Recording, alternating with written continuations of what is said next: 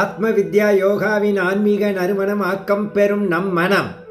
நாம் தினமும் ஆயிரக்கணக்கான வார்த்தைகள் பேசுகிறோம், லட்சக்கணக்கான எண்ணங்கள் மனசில் ஓடுது.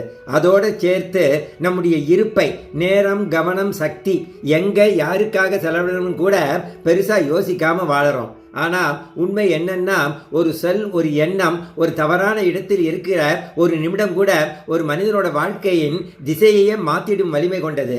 இதைத்தான் ஒரு ஞானி ரொம்ப அழகாக சொல்லியிருக்கார். அவர் சொன்ன அந்த 3 உண்மைகள் தான் இன்னைக்கு நாம் பார்க்க போகிறது.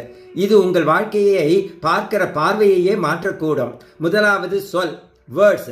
உங்கள் சொற்களின் வலிமையை நீங்கள் உணர ஆரம்பிச்சிட்டிங்கன்னா எதை வேண்டுமானாலும் பேச மாட்டீங்க, நெகட்டிவாக பேச மாட்டோம். வள்ளுவர் சொன்னது போல் யாகாவர் ஆயினும் நாகாக்க. ஒரு சொல் ஒருவரை உயர்த்தலாம், அதே சொல் ஒருவரை முழுசாக உடைக்கவும் செய்யலாம். ஒரு simple reminder, words can heal and words can hurt.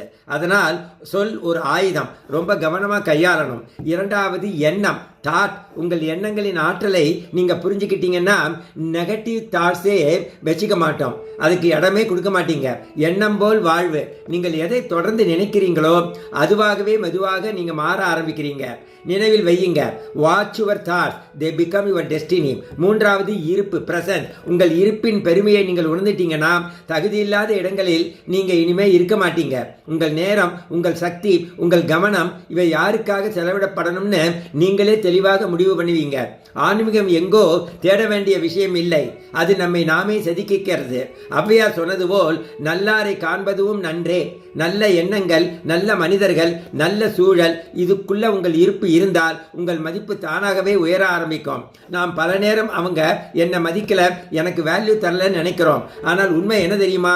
நீங்கள் உங்களை எப்படி நடத்திக்கிறீங்கன்னு பார்த்து தான் உலகம் உங்களை நடத்தும். உங்கள் சொல், செயல், சிந்தனை இந்த 3ம் புனிதமானவைன்னு நீங்க ஆரம்பிச்சு நம்ப ஆரம்பிச்சிட்டீங்கன்னா அந்த நிமிஷத்திலிருந்தே உங்கள் வாழ்க்கை ஒரு சாதாரண கதையா இல்ல, ஒரு காவியமா மாற ஆரம்பிக்கும். அதனால நண்பர்களே, நோ யுவர் வேல்யூ. இன்று முதல் ஒரு வார்த்தை பேசுறதுக்கு முன்னாடி, ஒரு செயல் செய்யறதுக்கு முன்னாடி ஒரு நிமிடம் நில்லுங்க. இது எனக்கு தகுதியானதா அப்படின்னு உங்களுக்குள்ள நீங்க கேட்டு பாருங்க. பதில் வெளியில இல்ல, உங்களுக்குள்ளதான். Because always remember, you are the author of your life. இறைவா நன்றி.